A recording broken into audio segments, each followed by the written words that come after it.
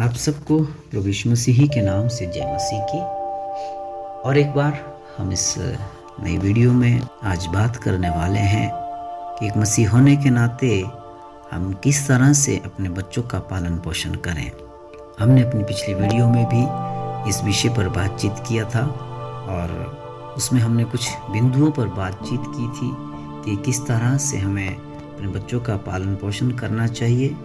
और आगे की कुछ और बातों को आज हम इस वीडियो में देखेंगे कि किस तरह से हम अपने बालकों का पालन पोषण करें, क्योंकि जैसे बाइबल में लिखा है भजन संगीता में कि बच्चे जो हैं वो परमेश्वर का दिया हुआ भाग हैं। और हमें एक मसीही माता पिता होने के नाते इन बातों को जानना ज़रूरी है कि जो बच्चे परमेश्वर ने हमको दिए हैं हमें उनका पालन पोषण उसी तरह से करना चाहिए जो तरीका परमेश्वर ने हमें अपने वचन में बताया है।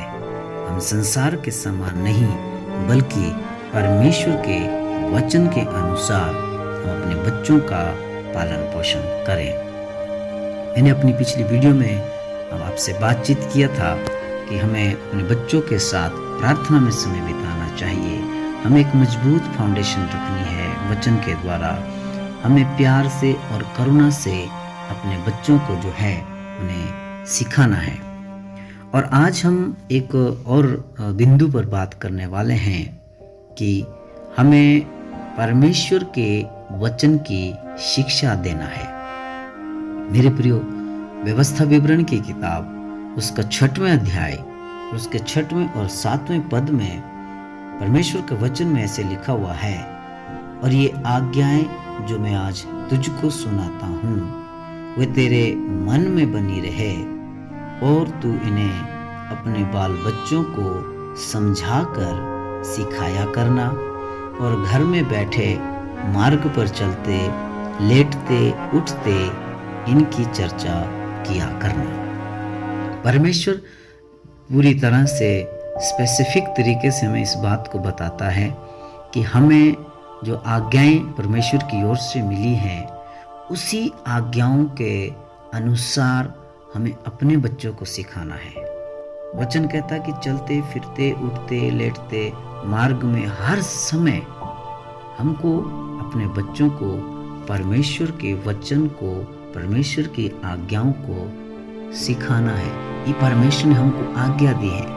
एक मसीही माता पिता होने के नाते आज हमको ये सोचना अनिवार्य है कि हम कौन सी शिक्षा अपने बच्चों को दे रहे हैं। क्या हम आज टेक्नोलॉजी के युग में रहते हुए टेक्नोलॉजी की शिक्षा दे रहे हैं, या हम परमेश्वर के साथ अपना समय व्यतीत करते हुए परमेश्वर के वचन की शिक्षा हम अपने बच्चे को दे रहे हैं। ये जानना ज़रूरी है। ये परमेश्वर की एक आज्ञा है।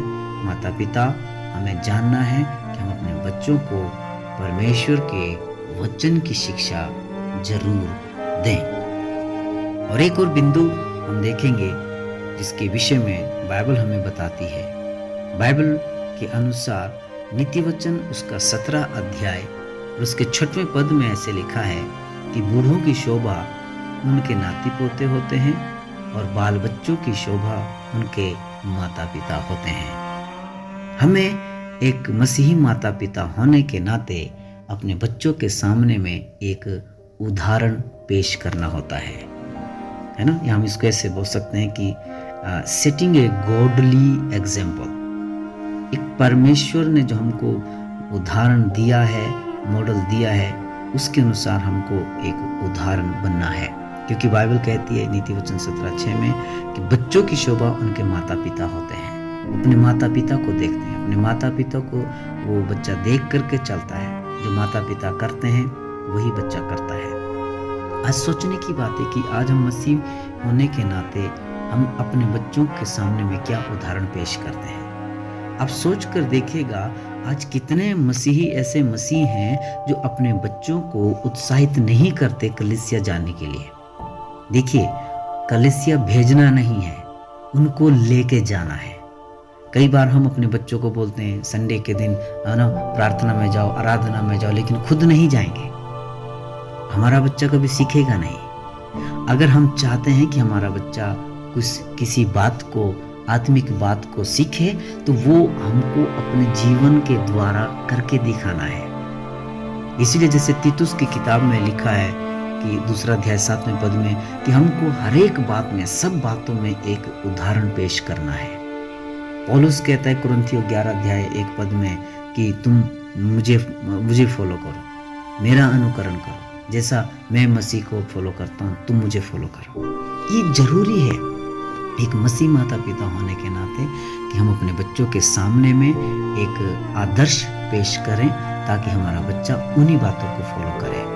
अंत में मैं यही कहना चाहता हूँ मेरे प्रियो, मसीही माता पिता होना, मैं ऐसा सोचता हूँ कि एक परमेश्वर की ओर से एक दिव्य बुलाहट है, क्योंकि बाइबल की शिक्षाओं का पालन करके और अपने बच्चों को प्यार और विश्वास और मजबूत नींव के साथ, मजबूत फाउंडेशन के साथ पालन करके हम अपने बच्चों को परमेश्वर के द्वारा दिए गए मार्ग में उनका मार्गदर्शन कर सकते हैं।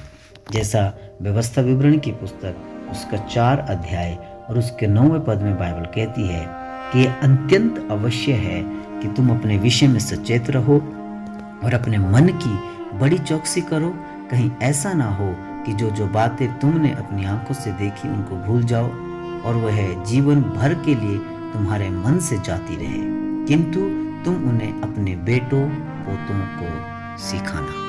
हमें जरूरी है कि हमने जो परमेश्वर से सीखा है, जो परमेश्वर ने हमारे जीवन में काम किया है, उन सब कामों के द्वारा हम अपने बच्चों के सामने में एक आदर्श पेश करें ताकि हमारा बच्चा उन आदर्शों पर चलता रहे और अपने बुढ़ापे तक वो कभी भी उन आदर्शों से ना टले।